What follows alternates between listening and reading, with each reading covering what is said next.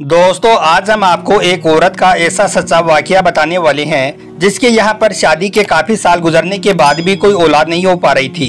और यही नहीं, डॉक्टरों की सारी रिपोर्ट भी नेगेटिव आ रही थी, यानी कि डॉक्टरों की रिपोर्ट में भी उस औरत की किस्मत में मां बनना नहीं था। लेकिन फिर अल्लाह की कुदरत का ऐसा करिश्मा हुआ कि 20 साल के बाद में उस औरत के घर पर औलाद पैदा हो गई। यह देखकर डॉक्टर भी सजदे में गिर पड़े। और यही नहीं, इस पूरे वाकये को सुनकर आपका भी दिल खुश हो जाएगा। इसलिए आज का यह वीडियो आप सभी के लिए बहुत खास है, आप इसको आखिर तक जरूर देखें। और सबसे पहले अगर आपको भी अल्लाह की जात पर मुकम्मल भरोसा है तो आप इस वीडियो को दिल से एक लाइक जरूर कर दें और कमेंट बॉक्स में अल्लाहू अकबर लिखकर इसे शेयर भी कर दें ताकि यह वीडियो और भी लोगों के पास में पहुंच जाए। तो चलिए दोस्तों शुरू करते हैं। दोस्तों किसी जगह पर एक औरत की शादी को 20 साल का अरसा गुजर चुका था, मगर फिर भी वो औलाद जैसी अजीम नेमत से महरूम रही। यानी कि इतने साल गुजरने के बाद भी उस औरत के यहाँ पर औलाद पैदा नहीं हुई।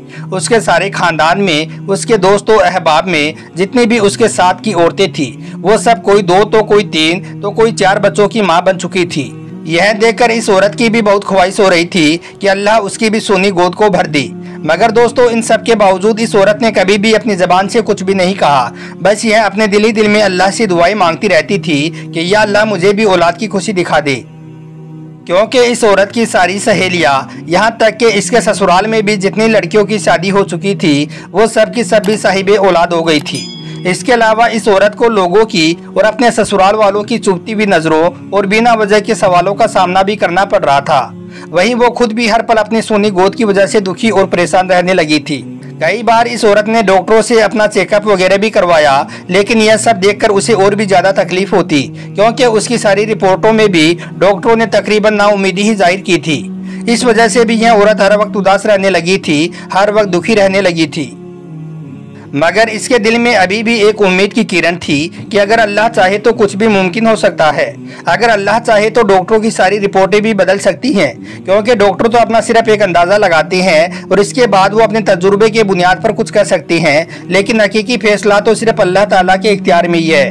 दोस्तों इस औरत का दिल अगर कभी बहुत ज्यादा उदास होता तो यह छुपकर अपने कमरे में जी भरकर रो लेती। इस वजह से कोई भी उसे समझ नहीं पा रहा था कि यह औरत औलाद ना होने की वजह से खुद कितनी ज्यादा तकलीफ और अजियत से गुजर रही है।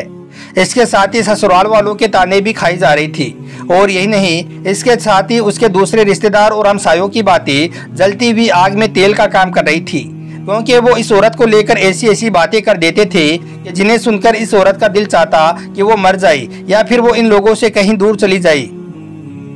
खैर दोस्तों इसके बाद इन लोगों की बातें दिन ब दिन बढ़ती ही जा रही थी, लेकिन उसे उम्मीद थी तो सिर्फ और सिर्फ अपने अल्लाह पाक से। इसलिए वो अपनी हर नमाज में रो रो कर अल्लाह ताला से एक ही फरियाद करती थी कि अल्लाह ताला उसे औलाद की नेमत से नवाज दे। अब जैसे जैसे इधर लोगों के ताने बढ़ रहे थे वैसे वैसे इस औरत की इबादतें बढ़ती जा रही थी। अब इस औरत को सिर्फ यही इंतजार था कि कब उसकी दुआ कबूलियत के दर्जे पर फाइज होती है। फिर वक्त गुजरने के साथ साथ एक दिन उसकी देवरानी की यहाँ पर चौथे बच्चे की पैदाइश हुई। इसके साथ ही तानों और चुभती नजरों में और भी ज्यादा शिद्दत आ गई। सास कहने लगी कि तू तो है ही बांझ, मेरे बेटे का इसमें क्या कसूर है जो यह बाज उसके पल्ले पड़ गई है। दोस्तों एक दिन यह औरत अपने देवर के बच्चे को गोद में उठाकर उसे प्यार कर रही थी कि तभी ना जाने उसके दिल में ऐसा क्या हुआ कि वो उस बच्चे को वहीं पर लिटाकर अपने कमरे में चली गई और फिर ऐसे तड़प कर रोई कि उसका रोना सुनकर सब घरवाले जमा हो गई।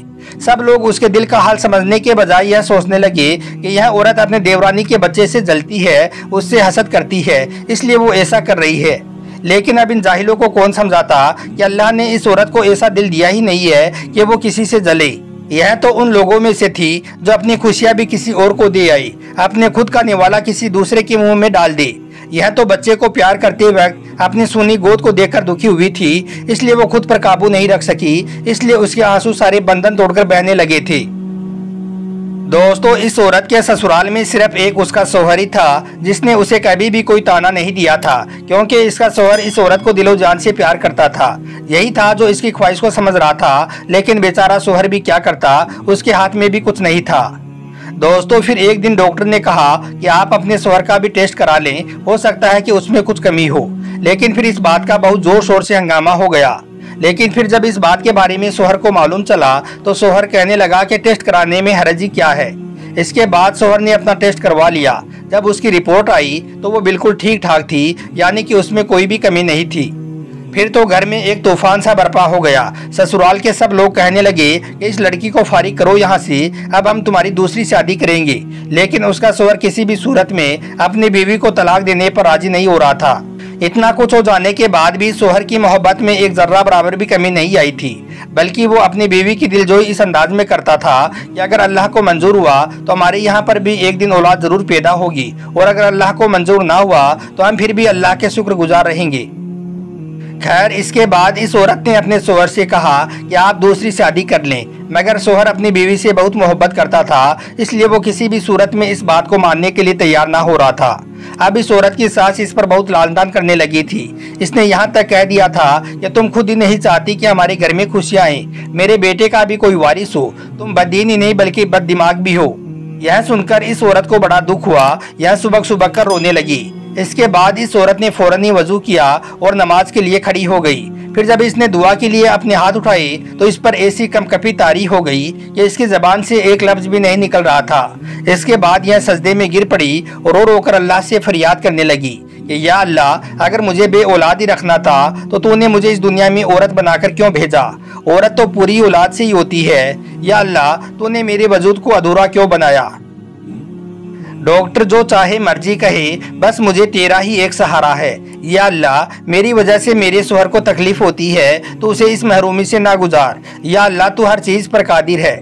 इस तरह से वो औरत रोती रही और गिड़गिड़ाकर अल्लाह से दुआ मांगती रही कि या अल्लाह, मुझे तेरे प्यारे हबीब हजरत मोहम्मद सल्लल्लाहु अलैहि वसल्लम की प्यारी जुल्फों का वास्ता है, तो मुझे औलाद की नेमत से मालामाल कर दी। इस औरत ने सब कुछ बुलाकर अल्लाह से इस कदर गिड़गिड़ाकर फरियाद की, ऐसी फरियाद की कि उसकी पुकार को सुनकर शायद उसकी सिफारिश तमाम मखलूक भी करने लगी। दोस्तों, फिर एक दिन ऐसा आया कि इस औरत का भरोसा जीत गया, और फिर चंद हफ्तों बाद ही कुछ ऐसा हुआ कि जिसको किसी को भी कोई उम्मीद नहीं थी। यह औरत हामिला हो गई, यानी कि प्रेग्नेंट हो गई। डॉक्टर भी इस औरत की रिपोर्ट को बार बार देखे जा रही थी। उन्हें यकीन ही नहीं आ रहा था कि ऐसा कैसे हो सकता है। फिर वो डॉक्टर कहने लगे, यह औरत माँ बनने वाली है। इतना सुनते ही इस औरत ने किसी की परवाह किए बगैर वहीं पर हॉस्पिटल के फर्श पर सजदा रेज हो गई, यानी कि वो वहीं पर ही सजदे में गिर पड़ी और फिर रो रो कर अल्लाह का शुक्र अदा करने लगी। कहने लगी कि या अल्लाह, तेरा लाख लाख शुक्र है कि तूने मेरी पुकार को सुन लिया, तूने मेरी फरियाद को सुन लिया। दोस्तों, इसके बाद कुछ महीने गुजरे कि इस औरत के यहाँ पर एक खूबसूरत सा बेटा पैदा हुआ, जिसका नाम इसने मोहम्मद रखा। आज यह औरत अपने ससुराल में हंसी खुशी जिंदगी काट रही है। तो दोस्तों, इस वाक़ये से हमें यह सबक मिलता है कि अल्लाह के यहाँ पर कुछ भी काम नामुमकिन नहीं है। अल्लाह जो चाहे कर सकता है।